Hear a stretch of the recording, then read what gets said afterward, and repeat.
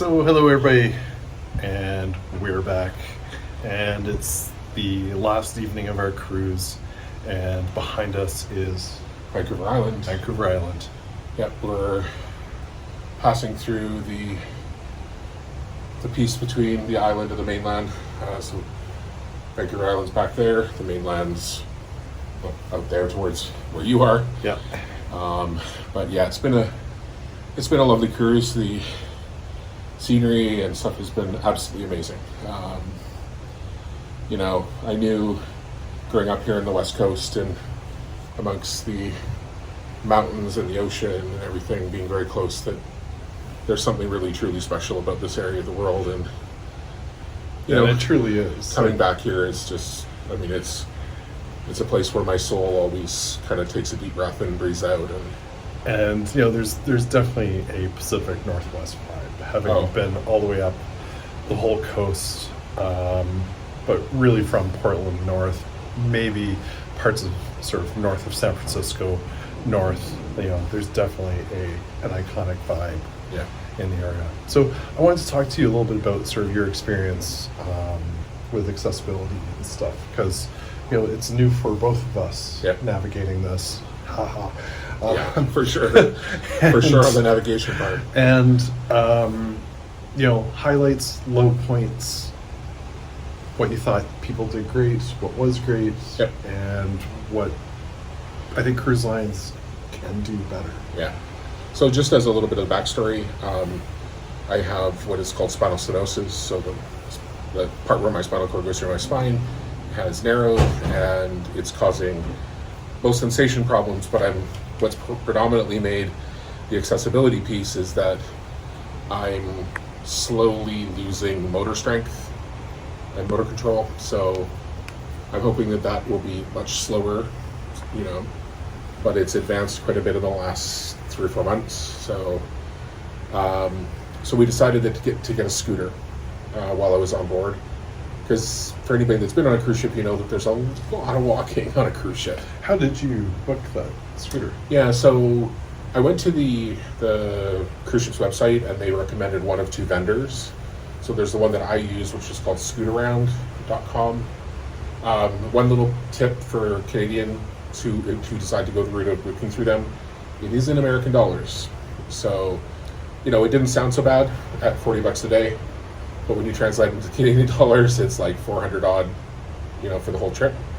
But I think it's $400 really well spent. Oh, absolutely. Because, from arrival at the cruise ship terminal, we had great experience. I identified myself as needing mobility assistance. And pretty much right away, they're like, okay, just stay right there. We'll get a wheelchair. We'll come over and give you a hand. And so pretty much from the time that I had identified myself as needing mobility assistance until the time we were on the ship, maybe took about half an hour. Yeah. And we had basically a dedicated person with us right up until the point of getting to the ship, and then the ship's... Well, it was kind of funny sort of handoff between the port and the ship, because, you're now on the ship. Yeah, because the port people can't come on the ship, and the ship people can basically come off to the port side, but that's as far as they can go. Just because of security corridors and stuff. So the security folks are the mobility assistance folks on the ship, got behind this wheelchair, and they tag teamed it, and they ran me up the gangway. Yeah, it was 3 gentlemen. I think 2 back and 1 front. Something like that. So it's surrounded. So they did a great job in doing that. I'm not a little person, so it involves a little bit of horsepower. And then once you get on the ship, the mobility device that you rent is basically either in your stateroom, or in my case, because it was a scooter, it's just outside in the hallway in front of our stateroom. And once we were on the ship, they pretty much brought me, right up to our stateroom, and I was able to get the scooter, and away we went. On the ship, for the most part, I think the only place where I really found it a little frustrating was in some of the shops, because they pack it really tight. And so sometimes it was like having to navigate threading a needle and going, oh, I hope I don't knock over this case of like $500 watches. And Well, the funny thing that surprised me was the fact that certainly on this cruise line, Princess, and even on like cruise lines like Holland America, they do cater to an older audience, and certainly a cruise like this has a much higher population, if you will, on the ship of people who have mobility challenges. Yep. Lots of people in scooters, lots of people in wheelchairs, Yeah, and power different wheelchairs. kinds. Yeah. Walkers of various shapes, sizes, and descriptions.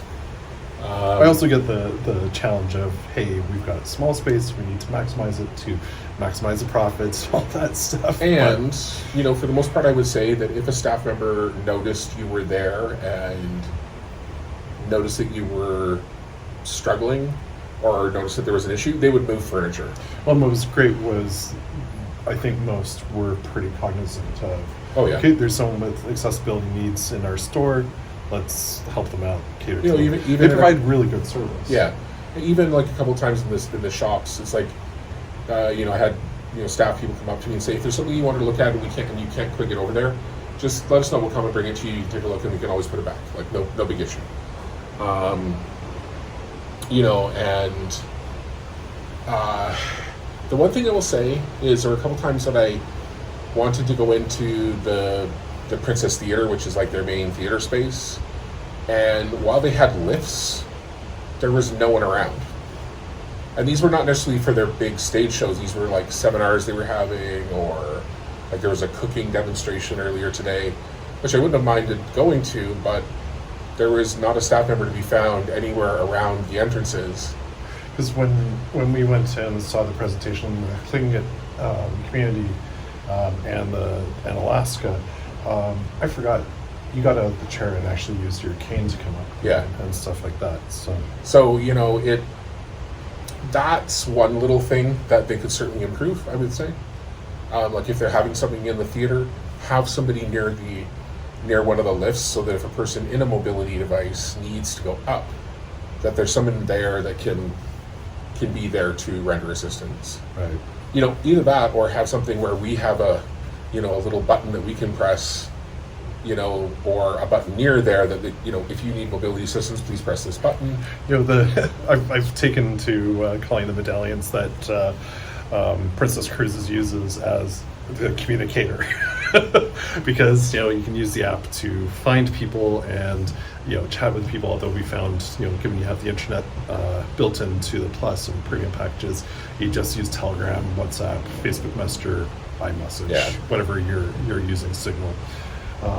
But I mean, the medallions were handy for finding people. Like I could find Ian, I could just go on the app and go, "Oh, you're on floor 7. Good, I'll be down in a minute." Yeah, very Star Trek. You're not wandering around. It's also great for ordering things. So this, from an accessibility point of view, is great because in the app you can order drinks, you can order food, and they essentially come and find you. That's actually a really neat point, in terms of service and an advantage of a system like that. Yeah. Yeah. So, I mean, some people would argue, oh, it's an invasion of privacy and blah, blah, blah, but you know what? I think it's, I feel personally that, you're on the ship anyway. They know pretty much where you are. Cameras are everywhere, so... This just makes it that much faster. They take security, seriously on the ships. Yeah. So. But, I mean, in terms of in the ports, I found Ketchikan very accessible. There's only a couple of little shops, like little local shops, that I could have gotten out of. So just as a point of like privilege that I have is that I can stand up, I can walk a little bit around. It's just that I had to do that multiple times throughout the day, I'd get awfully tired and I'd probably get a little. I know I would get a little bit more stumbly, and you don't want 400 pounds of me coming down on the floor and crashing and taking out half the store. That's the reality of it. Yeah. In Juneau, pretty good, I would say. Juneau was surprising for me, and what was good was the whole tour we did with the foodie tour was all sort of at the same level. There's a part in Juneau where you can go up several several sort of levels, if you will, kind of with the way the road system is. But one thing I will say is that the food tour on this cruise, like the one we did in Juneau, was outstanding in terms of not necessarily being immediately accessible, like in terms of promoting it that way, but the people that did the tour and the people in the office where we stopped for one of the tastings were like, okay, you know what? Because what happened was I started running out of power on a scooter. So a little bit of context, we decided to go into Juneau by ourselves prior to the tour, and I was, concerned a little bit about range anxiety. Forget range anxiety on our cars, range anxiety on the scooter. Because he becomes the motor if the power runs out. And I had to in a few cases. So we had figured out, a few days before a little bit about the range and how much needed to charge and stuff like that. Yeah, and so when we were on the tour, it turned out that, about 3/3 of the way through the tour, I really started running out of juice. And I talked to the guide and I said, hey, do you know if there's a place that I can plug in for maybe half an hour, because I'm really concerned that I'm not going to be able to make it back to the ship. And so we got to the stop, which was at their office, and I had really quite seriously run out of juice, so he was able to push me in. We juiced up for a while at that particular stop. It was still not great, but then on the final stop, which was at a saloon called the Crystal Saloon, which, by the way, if you're ever in Juneau, go to the Crystal Saloon. Absolutely fantastic. They are not just LGBTQIA2S plus supportive. They are very actively supportive in the sense that they support drag artists. They support artists of all different shapes, sizes, colors, descriptions, and encourage them to come and perform. And great food, great pizza. It was lobster ceviche, right? No, it was a halibut ceviche. Halibut ceviche, right? Which was awesome. Awesome. And what was the? It was a smoked salmon sort of deal, but overall, they were great people. We had great chats with the staff, and and it's not just like a management down decision to be supportive. It's like something that everybody in the staff buys into and is a part of. Now let's talk a little bit about Skagway. Now, the first thing that we really, I can't remember if it was Ketchikan or Skagway. I think it was Skagway. One of the things that we didn't do, and we kind of realized after the fact, was set expectations with our room steward about getting the cart back, because he said, "Oh, we'll bring it 7:30, etc." However, in the case of Skagway, our tour started at 7:45. We wanted to do breakfast with family at 6:30, and we're like, where's the cart? Because we've got early port time and stuff like that. So we had a pager number for our room steward. We did have to call guest services, but I think it's because he wasn't up at that point. Yeah. So Daniel, appreciate you delivering the cart that day, and we completely apologize for not working with you on sort of expectations and stuff. And a big shout out to our room steward, who really did a lot of extra work, just in terms of making sure the cart was there every day. That was the only day that there was a little bit of a muck up, but that's I mean, we certainly take at least 60% of that fault, because we just didn't kind of think about the timing. Yep. And new to us, and lesson massively learned. And the only other accessibility consideration is we did a tour that was on a train, right? And from the cruise line's perspective, and I think Ian posted about this in another video, or will, about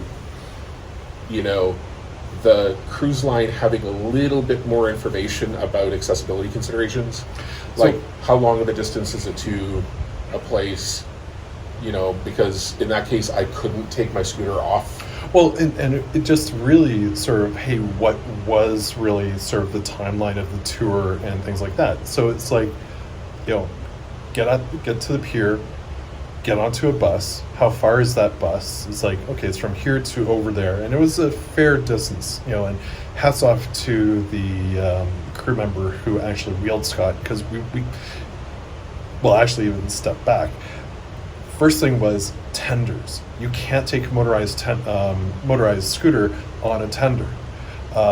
And we had asked the Excursion Desk about, hey, are there any considerations? Will Scott be able to take the scooter? And we were told, oh, yeah, the scooter can go on the bus. I called, no problem. However, we didn't realize that particular stock was being tendered. So when we learned that and read no scooters, we're like, are we going to be able to do this tour? Because I'm not going if Scott's not going. Which I would have thought, just by the by, but So thankfully all was good. We left the scooter on the boat here. We got a wheelchair from here to the bus, and then really about the tour, so where the bus was, and then how far of a walk to after the bus up to Fraser, British Columbia. How far is it to the train, which actually wasn't too bad, thankfully. We were far down on the train, but even then it was maybe 300 meters? Yeah, Yeah, about 300 meters. And then from the train down to where we were doing lunch and the gold panning experience that we had, we weren't, are we doing the gold panning at where the train drops us off? And we learned that, no, you get picked up by the bus takes you to the place, and then, okay, how far a walk, how much standing, all that stuff. That could have been easily managed had the cruise line done their homework. And we've just done the homework for them. Yeah. So, and we're helping you out. Highly recommend that tour. The train is amazing. And now I've been farther north than Churchill, Manitoba in Canada. We both have. And I think coming up at this time of the year, one of the really neat things is we were starting to see the transition from winter to spring. So some of the lakes up in the far, the more high altitudes, some of the lakes that are normally frozen through the winter were starting to thaw. You were starting to see some of the runoff. Crystal blue waters, non-Caribbean, and Alaskan. You really got to see a lot of the effect of elevation and cold on like things like trees, where you have like these, 30, 40, 50, 60 foot trees at sea level and up at, 3,000 feet, where it's permanently cold through the winter for 6 months. Trees that are, 2 feet high that are probably 100 years old. But a very successful day. Yeah. That particular day, despite the anxiety we had and how things were going to go, I'll be honest, I did not have a good night's sleep because I was really worried about how it was going to go and how things would turn out for the day, and making sure we had a good time. And admittedly, in the morning when we kind of learned that we were tendered, my mood and my spirit kind of dropped like a rock. Yeah. Because the thing is, I wouldn't have wanted Ian not to go on I would have insisted on him going, because it's like, you gotta go because I want to see the pictures. I wouldn't deny him that that thing to do. Like, that's just, because I would want to see at least be able to see what he was going to see. But very glad that we were able to go together and experience it together, and with the rest of the family that's with us. So, and then going back to Ketchikan, it is a fairly long distance from Dock 1 to Dock 4 and then up to where the Lumberjack show was. But you had enough power, everything was relatively, I'll say, flattish surface because you're on, sort of that pure boardwalk. and after the show, I was able to plug in at the restaurant that we had lunch at. It was part of that excursion. So the crab fest that we attended. So here's a tip: if you've got a motorized tour, or a motorized scooter, can't talk, and you've got sort of a break, like a lunch or a dinner, and then you're coming back to the cruise ship, you should be able to charge up on. Most of the places were really great about it.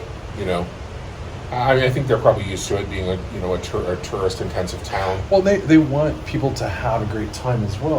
Yeah. They're showcasing where they live, even if they're not natives to the area. just they want to ensure that you have a good time so that you talk about it, and just like we're doing, sharing our experience, which was, again, fantastic. So. And I can't really talk about accessibility today without acknowledging that having a very supportive partner along for the ride with you, no pun intended, was invaluable. Because there are times when, because this is new to me, right? There are times when I was just like, this little thing runs in the family. I don't want to be a bother. I'll wait. And Ian would charge into the fray and go, my husband needs the lift. He's got a scooter. Could you guys please let him on? Especially we've been waiting for a while, and people were being lemmings, piggish about getting into the lift and, getting ahead of people and stuff like that. Half the time, I think it's that people just don't pay attention.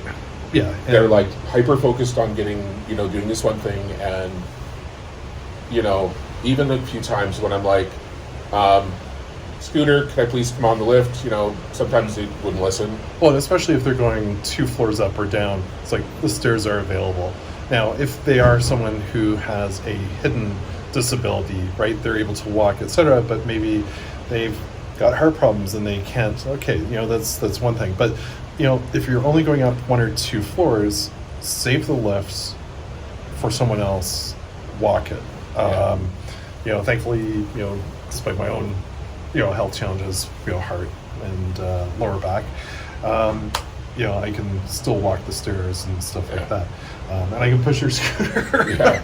I certainly was kind of winded after that, but it was actually pretty okay. I think we realized that there was a switch at the back that we could actually disengage the motor and just push, which we know for next time to check out and test. But I think all in all, it was a great experience. We certainly learned a ton, about accessibility considerations, and I think one of the things is that lots of places will talk about being accessible, but nobody's actually taken a wheelchair or something through the place. And that, I think, is one of the biggest things that stores and places like cruise ships can do, is have people go through the place in a wheelchair and see what they find a problem. Yeah. And as Ian was saying earlier, there's always going to be give and take, right? But generally speaking, I think the whole experience was great. Yeah. And I think one of the considerations that I've certainly got is, okay, what do we do for vacations in the future, given Scott's mobility challenges? And it can be argued, hey, don't do cruises because the ecological impacts, and I've got concerns about that. But in many respects, it's an easy way for us to have a vacation, and a great vacation. We've done several cruises over the years. This is our first in 5 years. Or 6 years. So, I suspect we're going to be doing more cruises in our future, just because, you can certainly get a taste of the destination, you can certainly enjoy the destination, but we've also got that support where, we're headed to Puerto Vallarta in November, and I'll be honest, I'm a little nervous about, how do we get Scott out to enjoy PV and some of the Dia de Muertos events that my brother wants to partake in. Yeah. So, but that's the research that we're going to do now, is to figure out, okay, how do we do this? Yeah. So. Yep, and I do know that the company that I rented the scooter from does rent in like 70 cities around the world. Nice. So it may be that we can just go ahead and rent from them again. And the cool thing with their program is that if you rent from them multiple times, you can actually use some of your rental to pay for a device. So they have like a, not quite rent to own, but they'll credit you a certain amount per rental, towards the purchase price of a device. Neat. I'm hoping, that treatment, down the road will help me so that I don't need a scooter. However, I'm going to think realistically that probably in 15 years, probably the latest, I probably am going to need a scooter. Yeah. Like, that's the reality of having sort of a degenerative spinal condition, is that it, eventually I'm going to need something like that. Any funny moments? Oh, there've been a few. There've been a few where people like suddenly realize I was there. And it's like, and it's like, and I tried to be quite funny when I was driving, the scooter on, and, I'd be like, because everybody's like watching their toes, and I'm like, I haven't run over anybody's toes yet. I said, however, if I do, oops, sorry, I really apologize.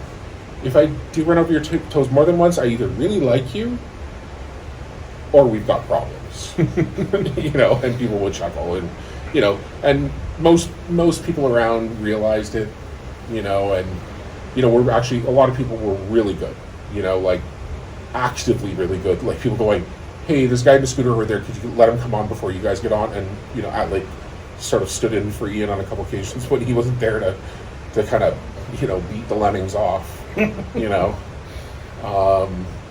But overall, I think it, I think it was all pretty good. And, again, the staff were really helpful, would grab things to carry things if I was, if I had a handful of stuff. And finally, you're able to speed ahead of me. Oh, yes. This whole scooter experience has been like a little teeny bit of sweet payback of 27 years of having to run after him. Because he would always be like, dun, dun, dun, dun, dun, dun, dun, dun, I'm a dun. fast walker, always have been since elementary school. And like airports was a whole different scenario. I realize I'm bad. Because, having been a professional traveler almost for a while. I get focused, I get to my gate, get to the lounge, and I'm like, wherever I need to get to. I'm like, doody-doo, I don't want to dawdle. doody-doo.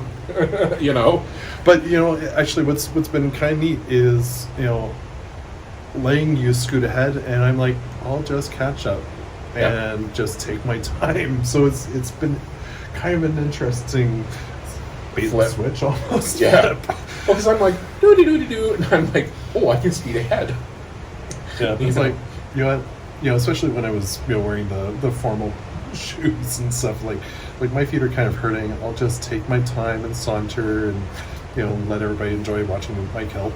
Yeah. Yeah. So. Yeah, so all in all, great experience. As again, lots of learning. Lots of learning in little things too. Just in terms of the mobility and accessibility. Yeah, we'll see what tomorrow brings. We've got to get off the ship, go up for breakfast and stuff like that. So yeah. So I think I'll certainly be able to access the scooter tomorrow morning to go up for breakfast and stuff. But then we have to be out to depart by, like, we're going off the ship at 8:30, but we have to be out of the rooms by 8:30 to be off. We're off at 8:50. Yeah. But certainly be able to get. I'm hoping to be able to get the scooter in the morning to be able to go out for breakfast real quick, and then off we go. Yeah. But we actually need to go and check with our stateroom person to ask about that. So any closing remarks or thoughts? Nope. Just enjoying the golden hour that is really coming up behind us. If Ian tilts the phone a little bit, there we go. You can see the beautiful sunset on the west coast this is the east coast of Vancouver Island. So you can see that beautiful, sort of light amber color in the distance. This is when the photographer's dream time. So that's why I did the video at this time. Yeah. So, all right. Take care, everyone. Thanks, everybody. Thank you for watching The Travel Bear. Ian and Scott.